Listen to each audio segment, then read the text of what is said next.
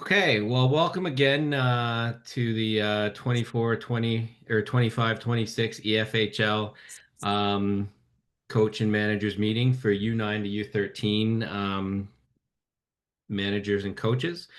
We also have some U15 and U18 in attendance, and I would encourage you to, if anyone was not able to be on the call tonight, that they can attend. We have another meeting scheduled for U15 and U18 next week, which will be very similar to this one in material, with a few subtle differences. So. Once again, welcome. My name is Chris March. I'm the commissioner of the Edmonton Federation Hockey League. Very proud of the league that we have and the member associations and all our volunteers. We have, as John alluded to, we have a very innovative league, and we try to do what's best for the associations, players, parents, coaches, managers, all stakeholders to ensure that we're delivering the best product possible and facilitating the best gameplay possible in the most competitive environment. So appreciate all of you being here and appreciate all of you in the time and effort you've volunteered to put forward for the upcoming season. As I mentioned at the beginning, we're going to get through our material first, and then we'll save all questions till later. If you want to make sure you don't forget a question, you can put it in the chat because we'll run through the chat at the end. But we'll also have a question and answer period where you'll be able to ask and get any of those questions answered. We do ask that everybody stays on mute for the meeting, just so that everyone's able to hear properly and as we get through the material. So we will get started. So module one, we're going to deal with administration, affiliation, and sub-emergency goalies. So we'll jump right into the material here, first starting with administration. So the first thing we want to let you know about is there's a standard communication hierarchy, which from a league perspective, we expect and your associations expect. So as coaches and managers, you should be taking any questions, concerns, or whatnot from your parents and players. If you're able to answer those, great. If not, you would push those up to your association directors and executive. If it's an EFHL matter between teams or through games, and it can't be handled within your association, then you would bring it to myself as the commissioner and the EFHL executive. If we're not able to solve that problem, we would move it forward to Hockey Alberta and then ultimately Hockey Canada. So, what we're asking here is that you, at your team meetings, you let your parents know that issues shouldn't be coming directly to EFHL. They should be solved within the association if need be. Then Oh, then moved to the EFHL for resolution. I want to turn your attention to the EFHL website. This is a great resource. So www.efhlhockey.com. We have a coach and managers tab, including the manager's manual, rules and regs, for a separate section for U9, how to schedule league games. So just this is kind of a page where you can come to get all information you need. Under the manager's manual tab, we will be posting this presentation, the PowerPoint, as well as the video. So you can look for that to be up tomorrow. And then, as I previously mentioned, if anyone wasn't able to make tonight and wants to attend a session next Wednesday, same time, we are running one for the U15 and U18s. We also have the operations tab, which again gets into some different things from provincial qualification to rules and regulations again, referee rates and information, standards of play, the calendar, tiering information, the U9 Hockey Canada program, and then team fees and EFHL contact information. From there, you'll get access to the calendar. Calendar is also accessible from the main page. So we've updated it this year to make it a little bit easier for those to understand. It was a little bit convoluted in the past, so we've got a couple of things I just want to highlight here where team declarations were due September 24th for U9 to U13. Blackout deadline for the tiering round was September 24th. So some of you had your teams formed prior to that and did get blackout requests in. Doesn't mean that you won't be able to submit blackout requests for the regular season. So your tiering round is going to run from October 4th to November 2nd. So you'll all be starting hockey this weekend on November 4th. Um, the tiering meeting will be November 3rd, and your blackout deadline will be November 2nd. So if you're looking to submit a blackout for the regular season, which goes from November 15th to December 21st, and then um, January 20th to February 22nd and January 3rd to 9th, with the exception of minor hockey week in there. That's when you're going to submit that. So the deadline for that's going to be November 2nd. So you'll want to make sure you don't miss that deadline, or you'll need to use the league game change request, and we'll get into that a little bit later in the presentation. Guidelines of play are also found on these pages. So this just explains the format, the number of games you're going to play in your tier and division, the format, and then the times of day that the games should be scheduled. Keep in mind, EFHL scheduler Carmen does the best she can with ice we're given. Sometimes we don't have enough ice provided from the associations in these times. So there will be the odd occasion it will deviate from this, but for the majority, they will be during these times. Um, a little bit of information on the tiering standardization grid. So this is something your associations have worked on when submitting your teams. But if you're getting any questions from parents as to why you're tiered where you are, you can point them to this based on the number of teams your association has.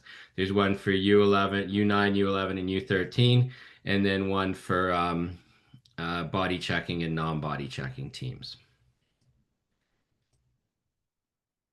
Okay, so I want to direct you to the EFHL rules and regulations section. This is an important section if you're looking for game rules and whatnot. So a lot of information is here that you can access. We have the rules and regulations in the top one, EFHL. If you filter through that, you're going to find there's a lot of information on how the game's played, who's responsible for what, from home teams, visiting teams, who's responsible for the penalty boxes, jersey colors, all that good information is in there. And I would urge you as a team, coaches and managers, to make yourself familiar with those rules. The good news is, for anyone who participated in EFHL last season, there really are no changes to those rules. So everything remains in effect this year. I also want to direct you to the respect the game at the bottom. And these are incidents that may occur between teams. Not on the ice, because whatever occurs on the ice is under the domain of the officials.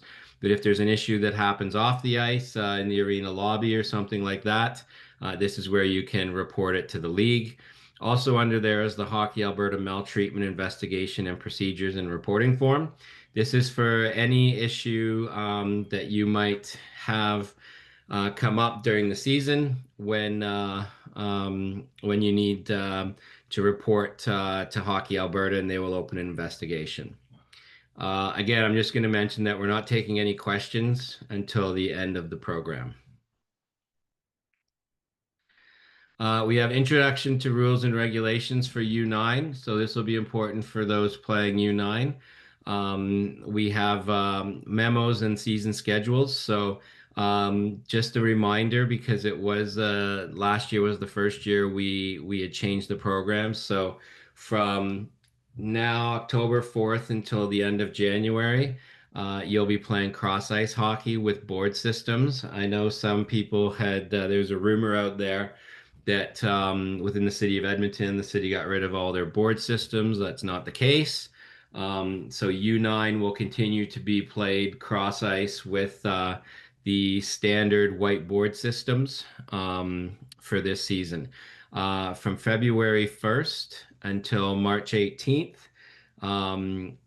that will be the what we call the exhibition series for the full ice game. Okay, so it's broken into two sections where we have tiering, regular season, and then the full ice hockey. Okay. So this just explains the U9 season for you. So it's up here for you to see and share with your parents as far as the season dates, the round, the number of games, and then the format you play. And then it also has the rules and regulations there for your reference. Same rules and regulations remain in effect that were rolled out last year during the second half of the U9 full ice season. So these are the updated rules that were agreed to by the U9 to U13 Operations Committee. Just want to go through some quick EFHL rules and regulations. So the home team for each game is responsible to coordinate the off-ice officials. So what this means is that as far as having somebody in the penalty box, it's the home team's responsibility. So they must provide a scorekeeper, a timekeeper, and two penalty box attendants for all games. The other stipulation is that the visiting team may opt to provide a penalty box worker for their door if they choose, but it's not necessary. And then I did want to clarify that this is strictly related to off-ice officials. All of the on-ice officials, referees, are assigned by your individual association referee and chiefs, and that's all done through the league. So we've provided them with your schedule, and they have assigned the games starting this weekend. The home team must set their roster in the game sheet app prior to the start of the game, as well as the visiting team. Discipline information will be automatically forwarded to the EFHL discipline directors at the conclusion of the game, as soon as that game is entered. And then following the game, when the home team completes the game, it's the visiting team's responsibility to verify in the game sheet app. If they don't in the app and 24 hours passes, they'll need to go online and do it through the back end of the administration system with their team access. Home team must provide pucks for both teams for warm up, and it's our suggestion that at least one puck per player. And then as far as jersey colors, the home team will be required to wear dark jersey colors while the visiting will wear light. In the event of a conflict in third jersey, the team requesting the change can bring it forward to the opposing team, and as long as they both agree, then that's fine. As long as the colors are separate enough that it doesn't impact the play of the game. I want to talk a little bit about Hockey Canada's dressing room policy. We've got a link to it on the website. Changed a couple of years ago. Hockey Canada moved to a more inclusive environment. So I'd suggest that if you're unfamiliar with it, as new coaches and managers, you're aware of that, and you ensure that your teams are supervised at all times. One of the best practices we at the EFHL recommend is two deep cover. So that's just ensuring that appropriate supervision is in place in the dressing rooms. And that requires two deep method of supervision, which is essentially having two coaches in the dressing room at all times. So these are recommended and recommended that all teams follow them. To talk briefly about electronic recording devices. So the use of electronic devices at sanctioned EFHL events for the purpose of taking, recording, storing inappropriate images and videos is not permitted. Use of devices for the purpose of capturing game film for personal or team use shall comply with the policy of the venue. So this would be the municipality. EFHL discipline and appeal committees will not entertain receipt of nor use of video of any nature or source in their review of decisions of matters before them. However, there is a video review that's available under Hockey Alberta that there's a link on our website, and I would urge you to be aware of that, because that can be used in instances of major penalties that may or may not have occurred the way the referee called it. But it is not in place to deal with any offsides, goals, or changing the outcome of the game. Game and conduct management. So we talked a little bit about this earlier. This is the Hockey Alberta independent third-party complaint process. So it's on their website. You can submit a complaint directly through them, and then it would follow the Hockey Alberta process with an investigator being assigned to your complaint. Game and conduct management from an EFHL perspective, we have the respect the game and our incident reports. So these are for issues that occur off the ice, away from the game, and this is where it's between two different teams, so two different associations. If an issue occurs within your association, it needs to be dealt with within your association. So in instances like that, your complaint should be made to the director and then should be handled with your association executive. For complaints or issues that deal with two different organizations within EFHL, it would be submitted under Respect the Game and come to the EFHL Discipline Committee for review and decision. I want to talk about Hockey Canada injury reports. Recommend that you, in your team binder, you print this out and have a couple of them there if in the unfortunate situation where one of your players gets injured. It's great to have them on hand at the rink because if they do get injured and require medical attention, so either going to the hospital or a clinic and taken by their parents and or ambulance or whatever the nature of the injury is, you can send them with this form and it allows the doctor to be able to complete the information right while they're at either the hospital or the clinic. And these are required if there's any insurance claims. So if you do have a situation where you have an injured player and one of these completed, they are sent into Hockey Alberta to be on the record in case there's an insurance claim needed later. And this goes for both medical issues and dental issues. Once a player is injured, especially with nature of concussion, broken bones, and stuff like that, they need a Hockey Canada return to play form completed. So this is where their doctor would complete this, saying they're okay to return to active play within the EFHL and Hockey Canada. Again, I'd have these in your team binders as well. So just some general protocols we want to go through. We're proud of our league. We want to make sure that our teams are acting appropriately, and any feedback we get from municipalities for the ice service we're able to use is excellent, and we have a reputation of taking care of the places that are providing us the ability to play hockey throughout the year. So. Keep in mind that if you're the first ice in the season, the staff generally start 1 hour before the first booking, so try not to arrive too early. We'd ask you to adhere to midday arrivals no more than 1 hour prior to any game or practice. Typically, dressing rooms aren't assigned before that anyways, and the previous group hasn't left. Reason we'd like you to do that is that so you're not rushing the previous group out. We'd ask you to keep your equipment bags in the vehicle until you have an assigned dressing room so that you're not clogging up hallways, emergency exits, or accessible areas. If you have an issue with the facility, generally at the front of the facility, there's posted numbers of who you can contact in case it's not open or no one's there on time. If you do have any concerns at all with the arena or what's gone on there, please let the arena attendant know. Generally, they're forwarding information to his or her supervisor, and that's going back to the municipality.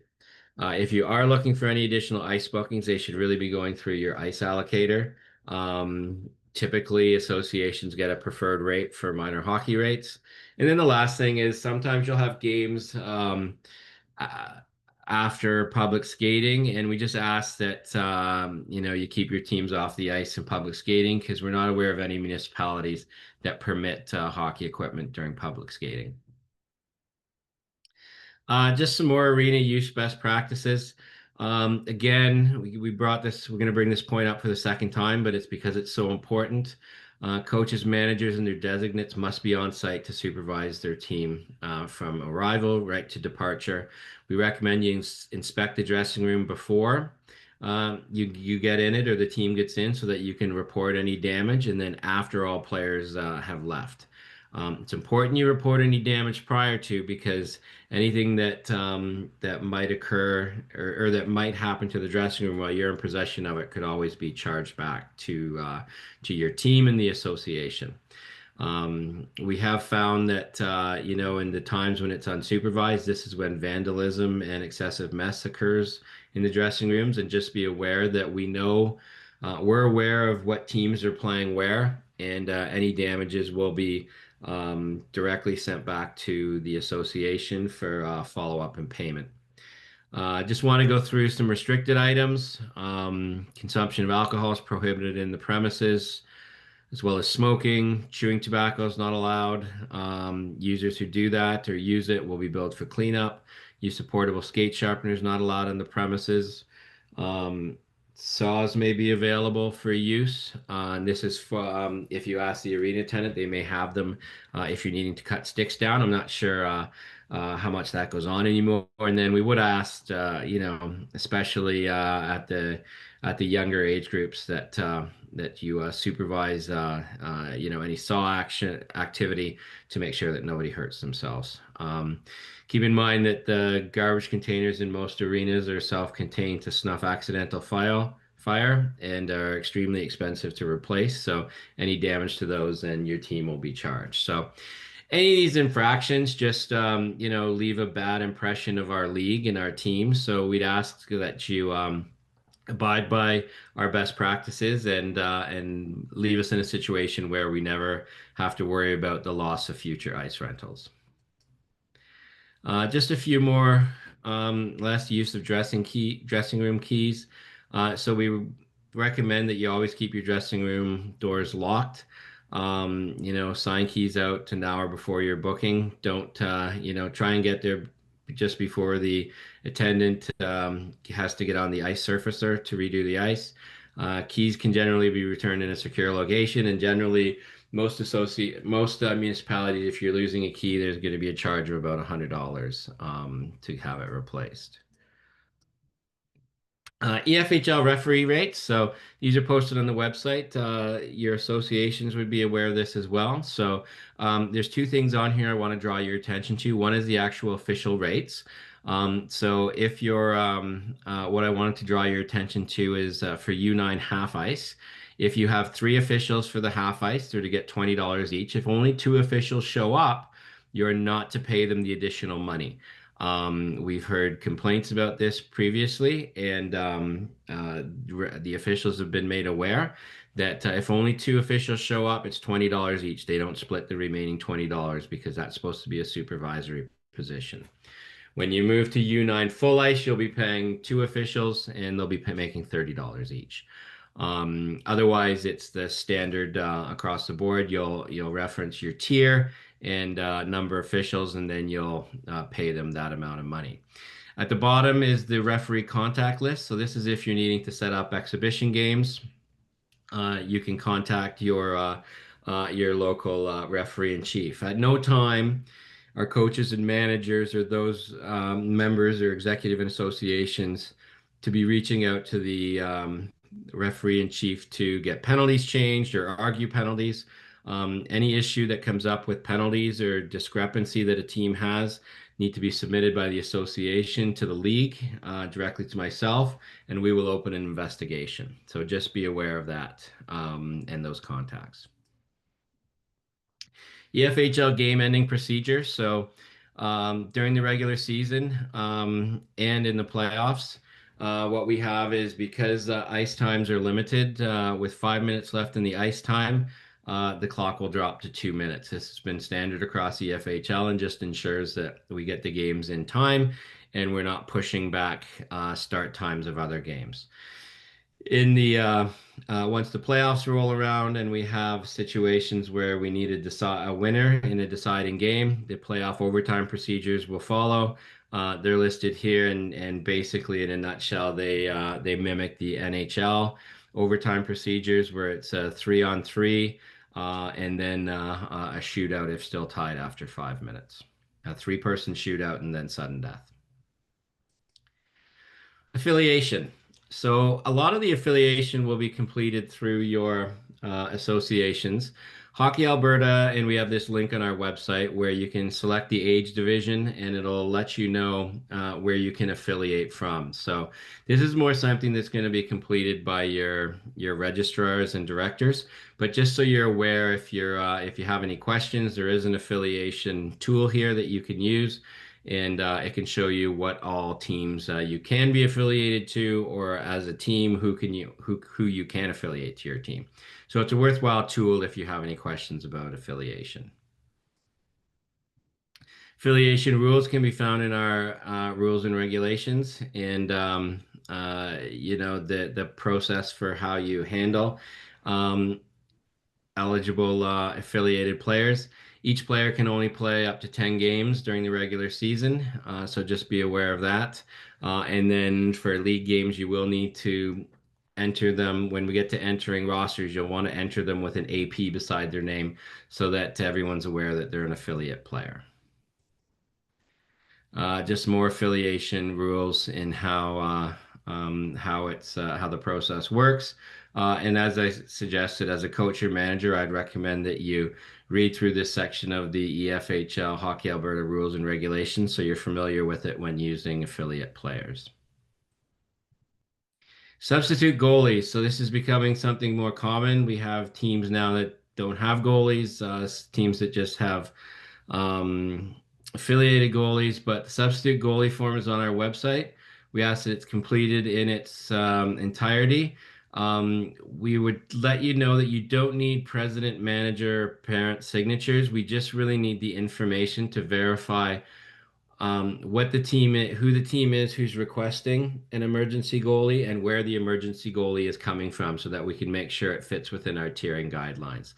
So these documents just need to be completed. As I said, we won't need signatures, and they need to be sent in to myself by email before the game so that we have time to review it and then get approval back to you so that you can take this form into the game or have it available to the game if the other team should question if the emergency goalie is approved or not.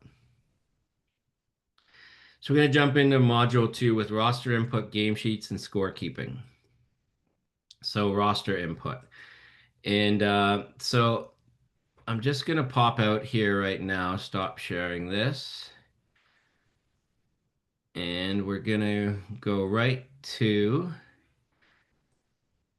an actual team here.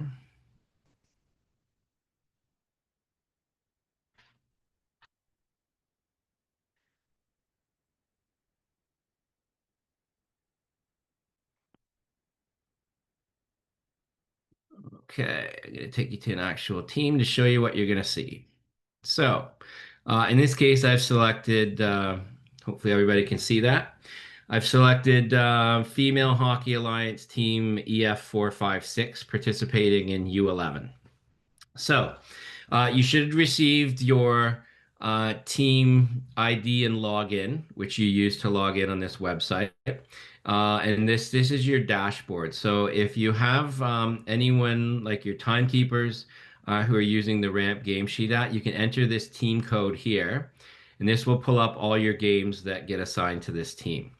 So that's just a quick way you can do it. The first thing we'd ask you to do when you get to this page is you click on staff members and you input add all your staff members. So as you can see, just add name, address, position, email. It's very important that you add email addresses because this is going to be visible on the website so that other teams can contact you. And it's also going to mean that if any changes are made to your schedule, you're going to get notification. So that's the first thing you want to do, and you just have to do it once. Then we're going to go down and you're going to enter your league players. So again, you can enter your multiple players. Once again, we'd ask that you put in as much information as possible. And again, if you include an email address of the parent, then that'll mean that for any game changes, anything to the season if we're having to change the schedule, that we can notify everybody. So those are really the two keys that need to be completed prior to the first games you play October 4th. The other thing I want to show you is league games. So you're going to see your league games here. So for this team, EF456, just website, you can see that their first game is October 4th against EF454 and at the Meadows, and the game hasn't finished. And these will be your tools where you can access the game. So that's where you can see where your games are. If you're looking for your game sheet codes, you click on the button below here. And what this is going to do is this is going to provide you with your games and then game sheet codes with respect to um, the game sheet code, the official code, the home code, and the visitor code. So the game sheet code is what the timekeeper will need to input. The official code is if for some reason your officials are having difficulty and need the game code to sign the game sheet or look at the game sheet. That's what you can provide to them. And then the home code for the home team and the visitor code for the visiting team. So that's all available there. While I'm in here, I also want to show your attention to portal games. Um, so this is where you can add exhibition games. So you can add an exhibition game here. You can choose who you're going to add. So, you can add from somebody from Edmonton Federation Hockey League if maybe the visiting team's from Central Alberta Hockey League. You can pull different, or they're not participating. So we'll just do Edmonton Federation Hockey League. You can say U11, U11. Um, you can pull up your team. So all the teams will pre-populate. So we can say like maybe EF 457 is going to play EF 456. Anyways, we'll just put a team in there, and then you save that, and then what that does is that allows you when you get to that exhibition game, you'll see that you'll have a Portal game sheet app, so you're able to use an electronic game sheet for your exhibition game. So just be aware of that because you don't have to use paper game sheets anymore. Okay, so that's some of the things that we want to bring your attention to here when you're inputting your teams. So we'll just stop that there.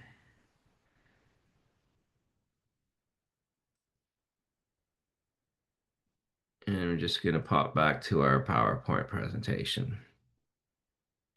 Okay, so roster inputs. We've kind of gone through that as far as that. So staff members and then scorekeeping.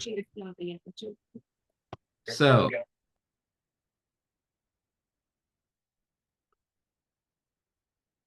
scorekeeping. So correct. It's very important that your scorekeepers correctly complete the score sheet while in the timekeeper's box. And if they do have any questions, it's really important that they clarify those with the officials. If the official comes and makes a call and they're unsure of it, the best procedure is to, before they drop the puck or, hit the buzzer, get the officials back there and get them to explain. Exactly what the call is. We recommend that scorekeepers do carry a pad with them so they can write things down and then ensure that they've got the right thing and then put it into the score sheet app. We also you want to remind those parents that they really shouldn't be engaging the referees for disagreements and calls and whatnot, but encourage to speak to the referees to clarify that the information is correct. We don't want them guessing at penalties, but seeking clarification, especially between 2-minute and 5-minute penalties and game misconducts. It is the scorekeeper's responsibility to ensure accurate game information is recorded on the game sheet. And then the referees complete the game sheet following the game to ensure that they've verified everything. Electronic game sheet management. So this is our 4th season with electronic game sheets. It's been every year gets a little bit better. We are rolling out some different things this year that as we move into our 4th season. So we have our regular game sheet resources. So this is information where you can come and if you're new to the game sheet app, you can review tutorials and get all the information you need here, whether you're a timekeeper or an official. And we have a separate section for officials as well. Game sheet codes can be found via each team's website login, or they're accessible in the game sheet app. And then I do want to talk about a little bit about what to do in the event of a game sheet technical issue. So there are some times where just things aren't going to work. We live in a pretty wired world, but on occasion things don't work as planned. So that's why we recommend every team carry a notebook.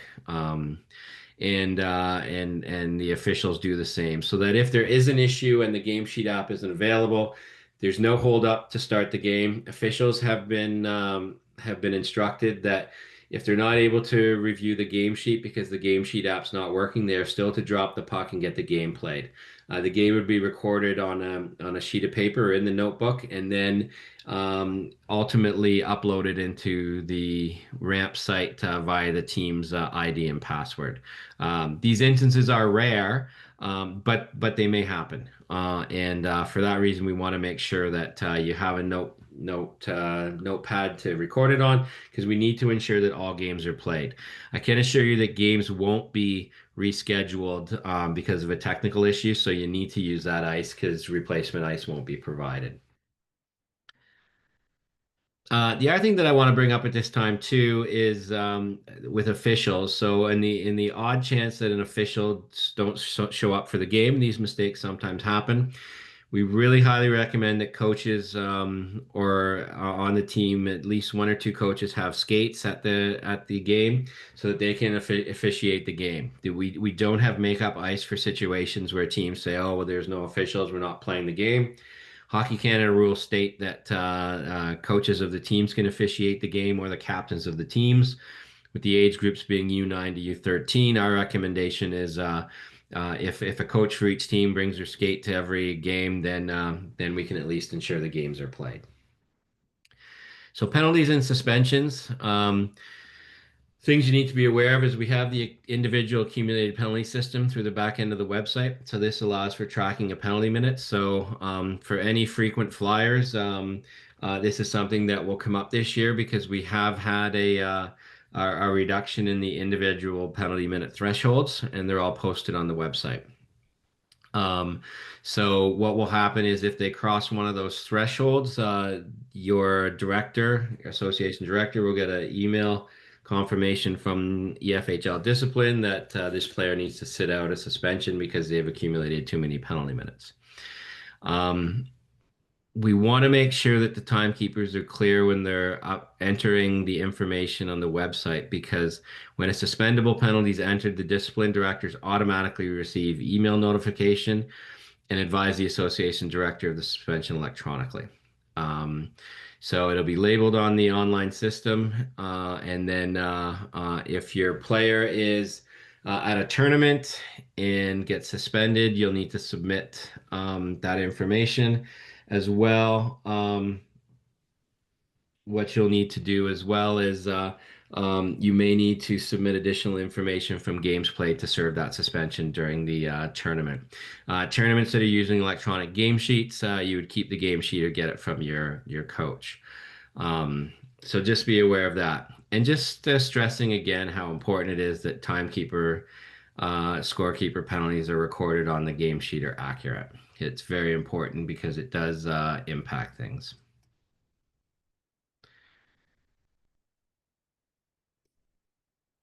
Okay, so these are the individual penalty minute thresholds.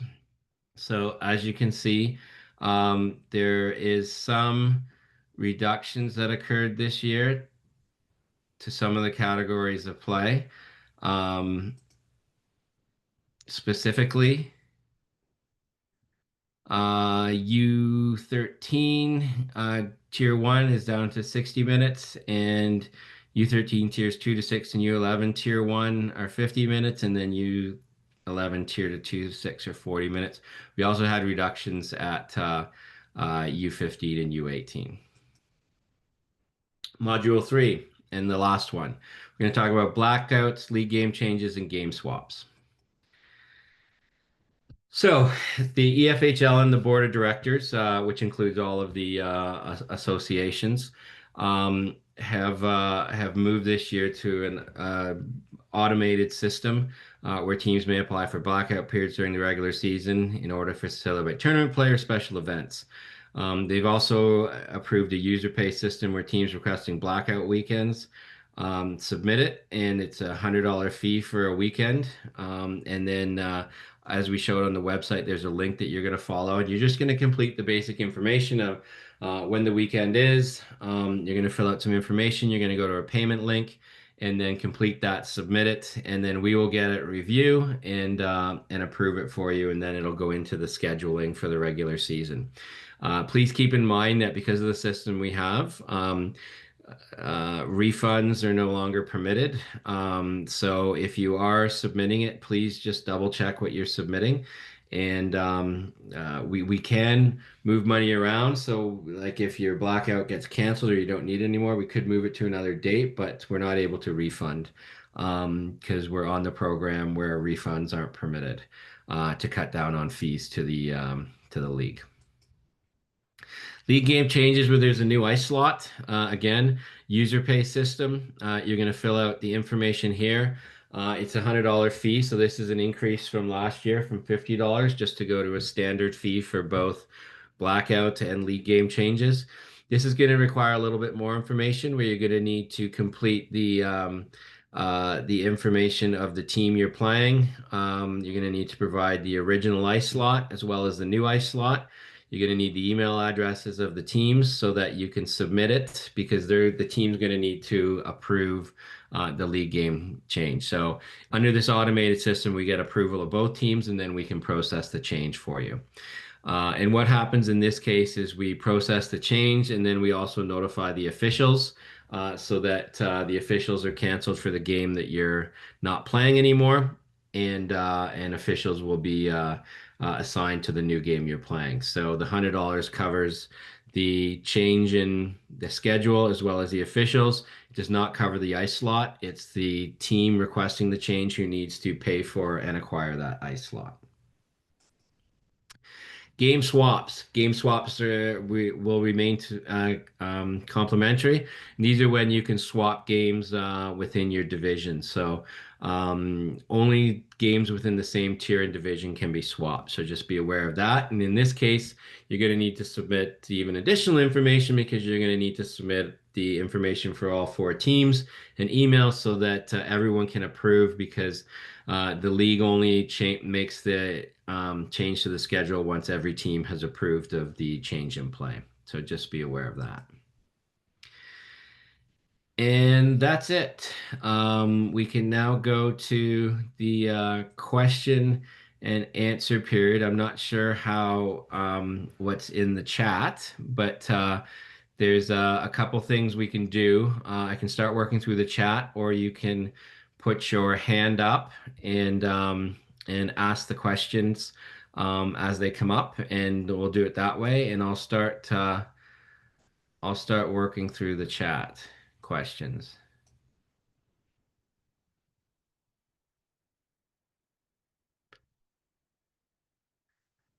So we see a couple questions about the calendar. So yeah, the calendar says that there's specific times when the league won't be operating, and when it's not operating, such as between Christmas and New Year's, the league doesn't operate. So there's no reason for a blackout date during that period. Um, to just keep that in mind. Some of the questions I'm not sure I understand. Blackout deadline is on the calendar. So I'm just going to show you,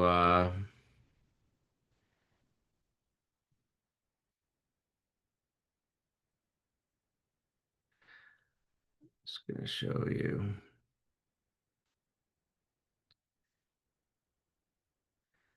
So just from the main page, hopefully everybody can see that. The main page, calendars here. You can see when blackout for the regular season. So your next blackout deadline is November 2nd for these teams. Thanks, Mina, for answering that. No, I'm not aware. You don't have to submit through your association and EFHL, just EFHL,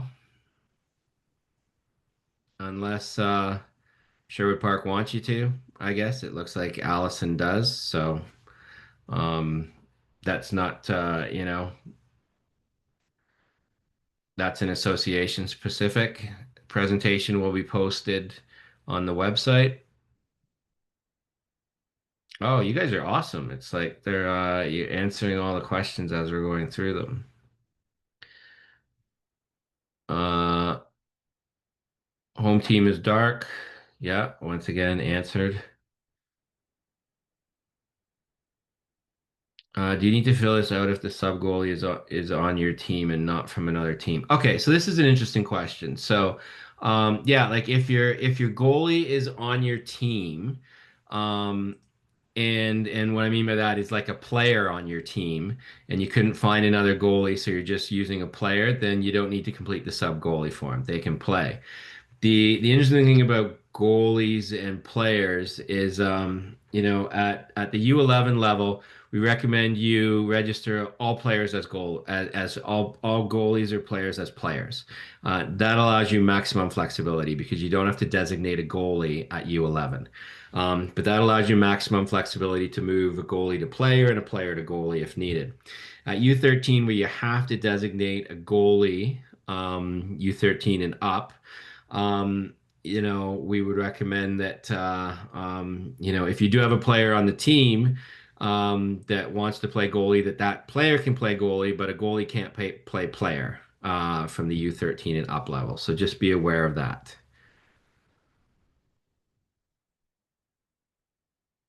Convert, yeah, staff members or coaches and team managers, yeah, trainers, yeah.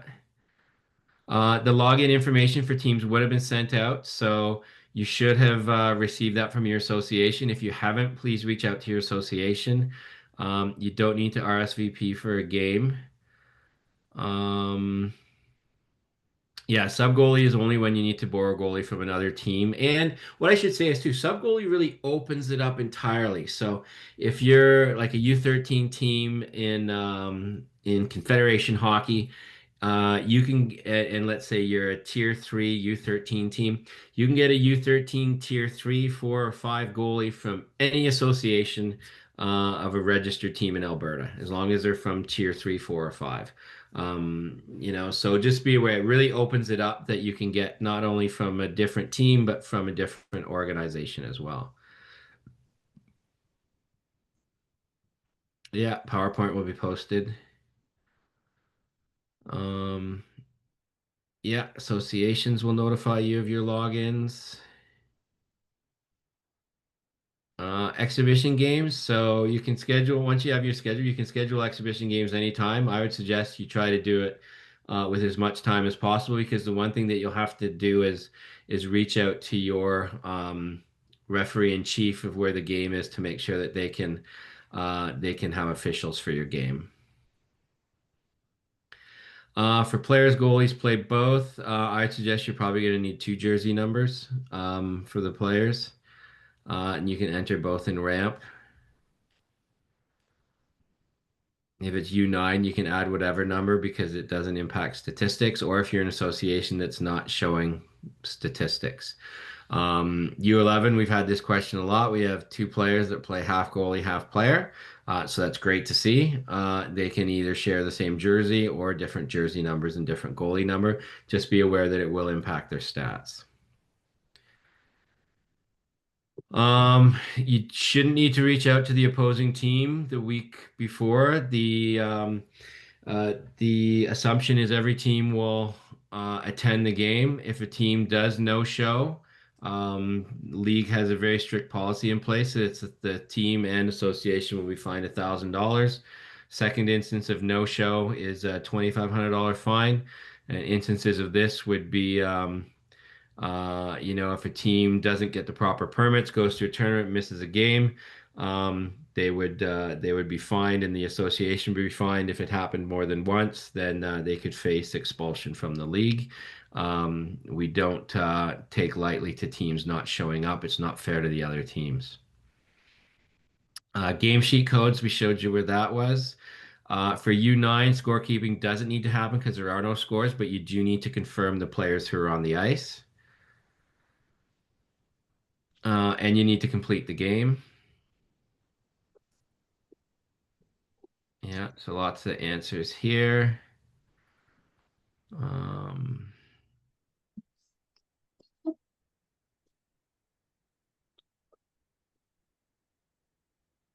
there is a weather policy, so in cases where the weather's bad, Hockey Alberta has a weather policy that we would urge you to take a look at.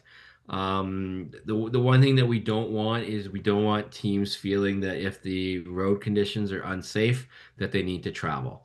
It's great we all have our kids playing this wonderful game, but if you're ever in a position where you feel that it's not safe to attend the game, um, don't.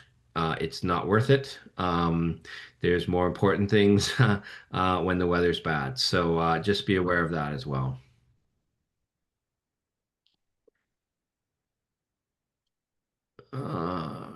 Uh, Practice schedules, you'd have to contact your association. We don't handle practices. U9 games, you're just setting your roster. Refs get paid $20 for U9 for the first part of the season, and then $30 for the full ice games. So someone already answered that. Um,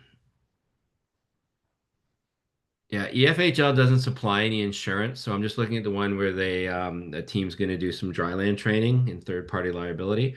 So EFHL doesn't actually insure your team. That's through Hockey Alberta and Hockey Canada. So what you would want to do is contact your association, contact Hockey Alberta, just to confirm with them if your dryland training, which it used to be, I'm just not 100% if it still is. It used to be covered as a team event, but you might just want to confirm that.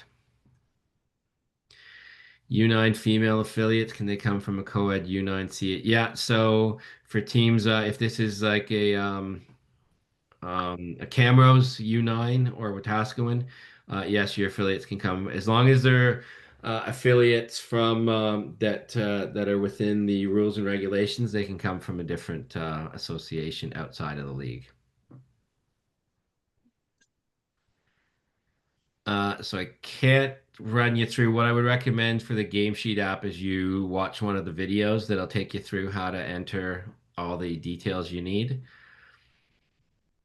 If November 14 weekend games are not posted, should I still fill out a blackout request?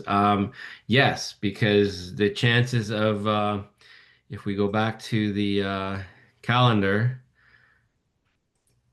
you can see that you're no blackouts required between November 4th and November 14th, but November 15th, the regular season starts. So if you're looking for attend a tournament during November 4th and 14th, you don't need a blackout date. If you're looking to play in a tournament November 15th to December 21st, January 3rd to 9th, or January 20th to February 22nd, you do need a blackout date if you want that weekend off. Your alternative is to roll the dice, I guess. And if you don't get a game scheduled that weekend, you got lucky. If you do, then it's going to cost you $100 on the ice to change the game. Anyway, so you're better off booking that.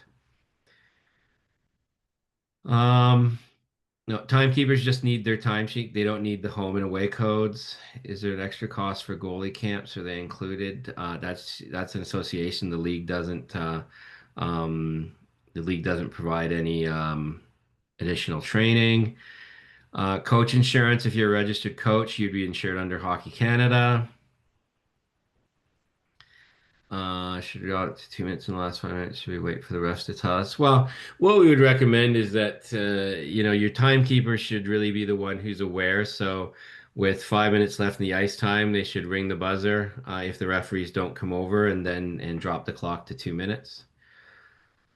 How they need two goalies per team. Yeah, so you generally have in the cross ice, you generally have two goalies, and you're not keeping stats. For U9 tiering, we've left it up to coaches and associations to determine if teams need to be moved. So we'll have a deadline of that last Sunday in October, November. The last game that Sunday, where coaches have to submit if they feel their U9 team needs to move a tier. Uh, your association should have ramp IDs. If we have a tournament and need to swap out a practice and game on 2 days, so we only handle games. So if you have a tournament, Thursday, Friday, Saturday, Sunday, you can black out that weekend for $100. You have to talk to your association um, about the practices. Yeah, there's penalties called when we go to U9 full ice. That was something that was implemented last year. U11 player stats are available in all tiers of U11 and U13. Who do we pay the $100? It goes, there's a store where you goes, the money goes to the EFHL. Um, you can schedule exhibition games anytime you want, as long as you're not playing a league game at the same time. Da, da, da, da, da. Minor Hockey Week, good question. You really need to contact your association. Some associations it's mandatory, others it's not. Um, so you'll need to contact your association. They can advise you appropriately. Um, yeah, this is a good question. In U11, is it required to have four people in the penalty box? Well, no. Also depends on the rink you're at. So if you're in a situation where you can have two people in there, and for instance, there's a thing to stop the clock, so the two people can open the doors. If you have two people in there at the same time, that's great. It works.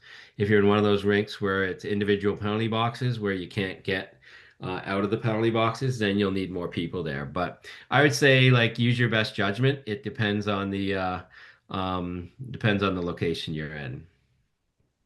If we travel to Lloyd for a tournament, do we need a travel permit? Yes, you do. Hockey Edmonton associations would go through Hockey Edmonton.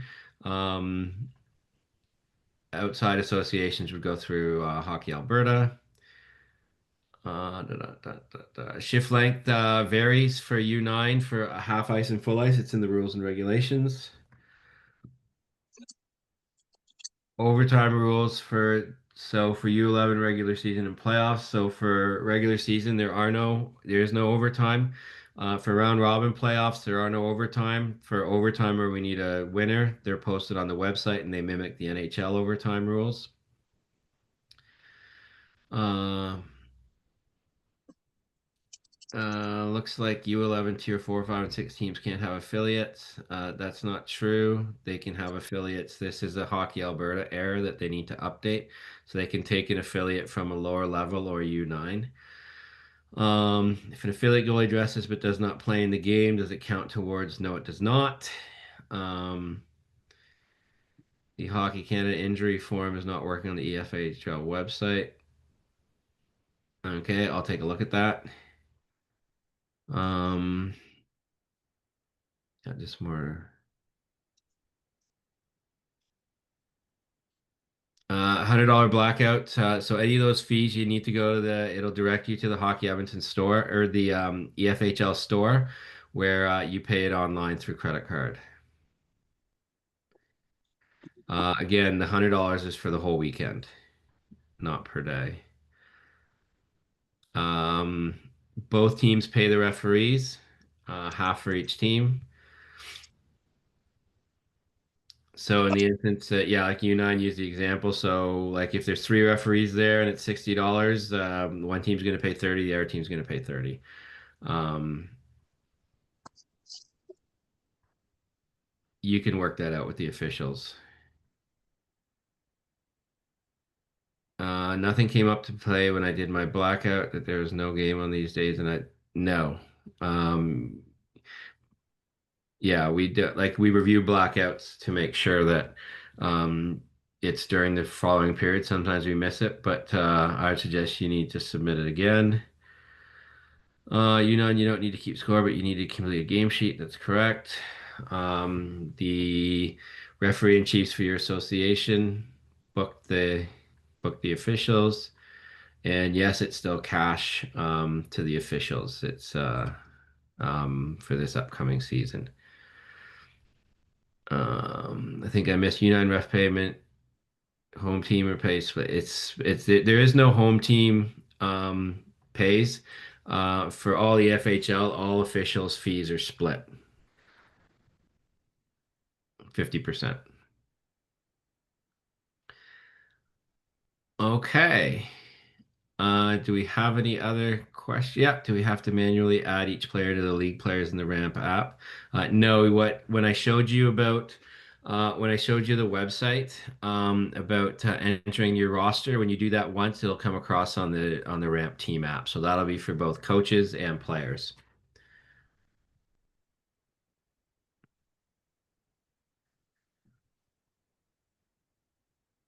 Um, at the how to get permits. So permits, you need to go if you're Hockey Edmonton Association, you would go through the Ramp website. And at the other, for other associations, you would go to Hockey Alberta. And I'm just going to pop in here. We've got a request here just to,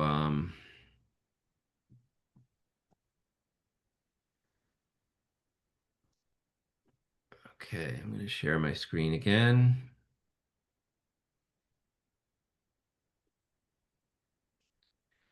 So just going to go through roster input again. So here we are with the EF 456. The keys here is you're going to want to enter your staff members, first name, last name, email address. You can send it to the Ramp app invite. Okay, so that's going to be done there. And then league players, you're going to enter all of them here. You can do multiple players at the same time. Jersey, last name, first name, email. So all that information's there. Yeah, it's a pretty good process. Uh, sometimes receipt takes about an hour. So just try and be patient. Um, Oh, what I can show you, this is for the hockey Edmonton teams. Your permits are on here. So if you go to your permit section and click on permit settings, this is where you'll want to put all your contact information in of who's doing the permits. This would typically be the managers and hit submit. And then it's there for any permits that you're requesting. So this is where hockey Edmonton teams request their permits. Non-hockey Edmonton associations request their permits through Hockey Alberta and their association.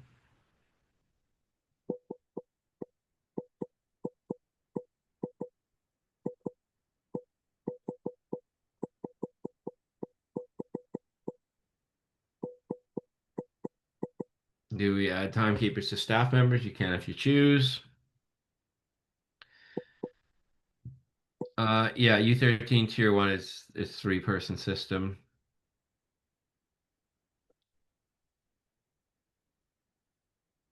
Is there an EFHL policy for team moving up or down? Yeah, that's our tiering policy. It's on our website. It's new this year. So I'd recommend you review that.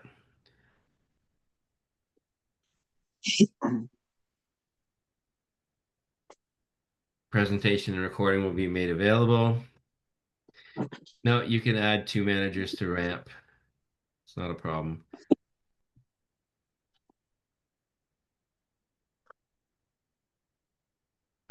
And then as far as the game sheet app, I'd recommend you watch the videos because that's going to be better than anything I can show you. Recording will be on the coach and manager website,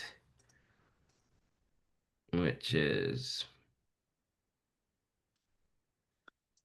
as soon as I get it posted. So again, one of the key areas here, manager's manual. So it's the same place you came when you signed up. So I'll be basically replacing the register for U9, U13. I'll be placing that with the video and the presentation for your review.